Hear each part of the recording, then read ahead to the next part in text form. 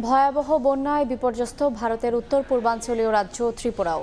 এরই মধ্যে মৃতের সংখ্যা বেড়ে দাঁড়িয়েছে 24 জনে। সেখানকার সবশেষ অবস্থা জানাতে ভারত থেকে সরাসরি যুক্ত হচ্ছেন সহকর্মী সুব্রত আচার্য। দেখুন, ত্রিপুরার বন্যা পরিস্থিতি নিয়ে উদ্বেগের যথেষ্ট কারণ রয়েছে।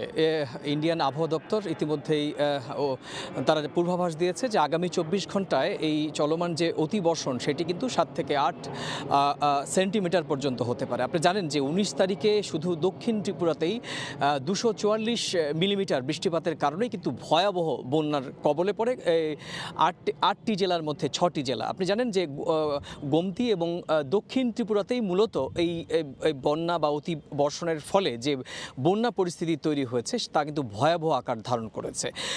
দেখা যাচ্ছে যে এখনো পর্যন্ত 18 লক্ষ মানুষ ত্রিপুরার মানুষ কিন্তু এই বন্যাতে ক্ষতিগ্রস্ত হয়েছে। ইতিমধ্যেই তাদের মধ্যে 64,000 মানুষ ইতিমধ্যেই যে বিভিন্ন ত্রাণ শিবিরে তারা কিন্তু প্রাণ বাঁচানোর জন্য আশ্রয় নিয়েছেন। একই সঙ্গে ইতিমধ্যে ভারতীয় বায়ুসেনার 4টি বিশেষ হেলিকপ্টার ইতিমধ্যে উদ্ধার তৎপরতা চালাচ্ছে এবং 11টি জাতীয় যে এনডিআরএফ ন্যাশনাল ডিজাস্টার ম্যানেজমেন্ট গ্রুপের যে সদস্য 11টি দলে বিভক্ত হয়ে কিন্তু এই উদ্ধার তৎপরতা চালাচ্ছে। এবার প্রশ্ন আসছে যে এই যে এত বিপর্যয়, মানবিক বিপর্যয়, সেটি কিভাবে মোকাবেলা করবে এবং এর পরবর্তীতে এই বৃষ্টি যদি ক্রমেই অব্যাহত থাকে তাহলে এর ভয়াবহতা আরও কোন দিকে যেতে পারে। আপনি জানেন যে এই বন্যার এই অতিবর্ষণের কারণে ইতিমধ্যেই বাংলাদেশের একটি বিস্তীর্ণ এলাকা 11টি জেলা কিন্তু ইতিমধ্যেই তীব্র মানবিক সংকটে পড়েছে এবং সেই সংকটের কিন্তু আরও ভয়াবহ রূপ ধারণ করতে পারে যদি